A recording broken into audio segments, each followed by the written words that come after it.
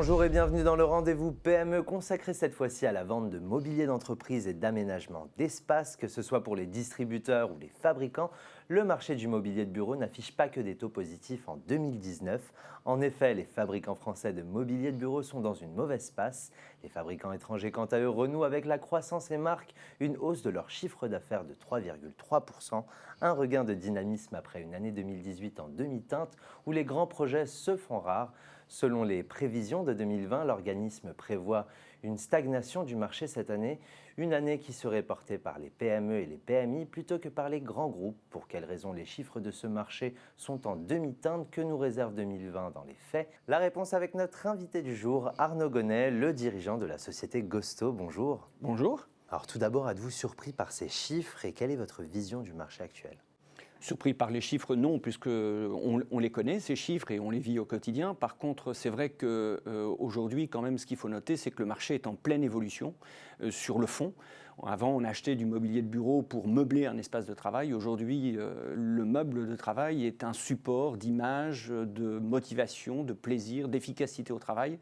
Et donc, on n'aborde pas le marché du mobilier de bureau de la même façon aujourd'hui.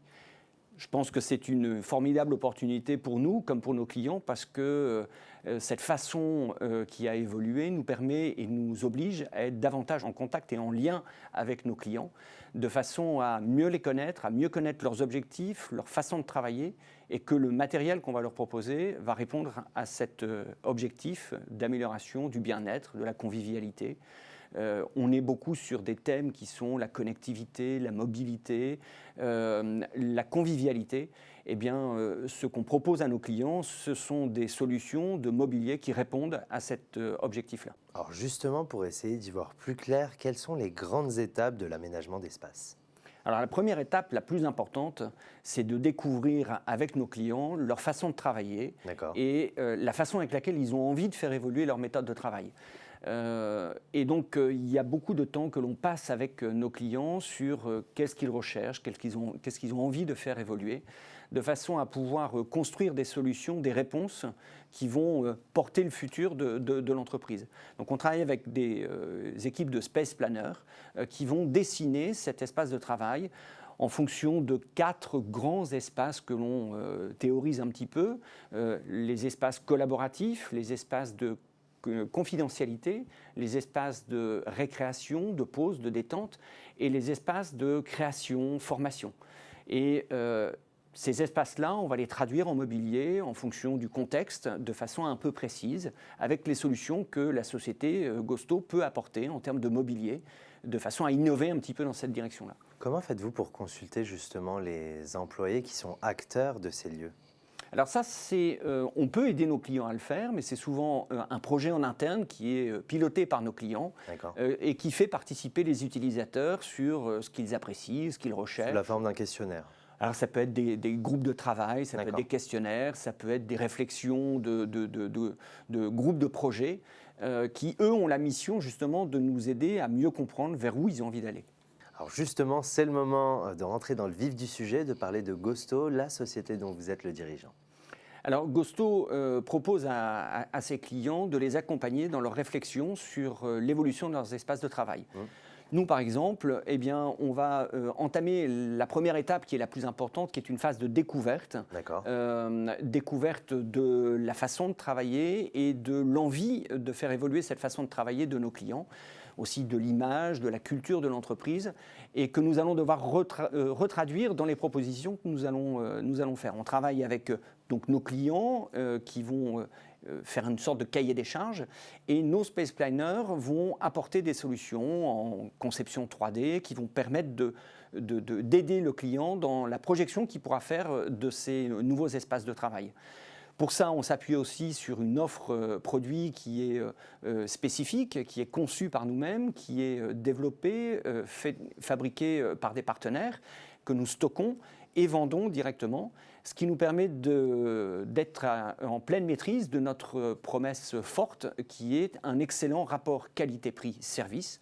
Cette promesse, elle est importante puisque les clients avec lesquels nous travaillons exige, demande de plus en plus à la fois un respect d'un niveau de qualité important, Oui. un respect du budget qui est aussi très recherché, et enfin un respect de la qualité du service, puisque notre clientèle est une clientèle exclusivement d'entreprise et nous apportons à nos clients justement l'accompagnement dans l'installation et la mise en œuvre de ces nouveaux espaces de travail. Donc c'est important pour eux que nous puissions le faire et le faire dans les délais que nous avons définis avec notre client. Et ça, nous sommes capables de le faire puisque la marchandise est en stock chez nous. Donc nous avons cette capacité à être très réactifs. Avez-vous un exemple concret d'aménagement ? Alors un exemple très concret, et je pense qu'il est le plus illustrant de ce que l'on fait aujourd'hui, c'est par exemple un projet qu'on a mené à Levallois-Perret, la maison du coworking, qui est un espace de travail très actuel. Le coworking est très à la mode et nous avons travaillé avec notre client d'une façon très réfléchie sur comment est-ce qu'on va traduire les espaces de collaboration, les espaces de détente, de restauration, les espaces de création, de travail d'équipe et aussi les espaces plus de confidentialité où les collaborateurs auront besoin d'un peu plus de concentration, d'intimité, de calme pour pouvoir être efficaces dans leur mission. Ce n'est pas un métier simple. Ce n'est pas un métier simple, c'est un métier passionnant parce que justement, il nous permet de rentrer dans la peau de nos clients et de comprendre un peu comment ils travaillent. Et enfin, ensemble, on va parler au futur, on va parler des projets et perspectives pour Gosto. Alors, j'ai envie de dire, l'année se présente plutôt bien puisque nous avons pas mal d'événements. Nous avons ouvert notre showroom à Levallois-Perret. Nous avons évidemment notre présence à des salons, et notamment le salon Workspace bientôt.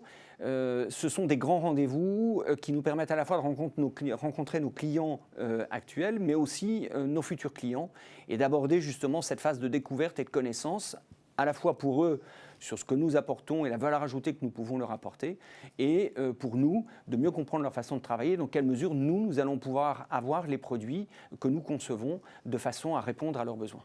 Eh bien, c'est tout ce que l'on vous souhaite. Merci à Arnaud Gonnet d'avoir accepté mon invitation. Merci. C'est la fin de l'émission. Merci de nous avoir suivis. Quant à moi, je vous retrouve très prochainement pour un nouveau numéro du Rendez-vous PME. À bientôt.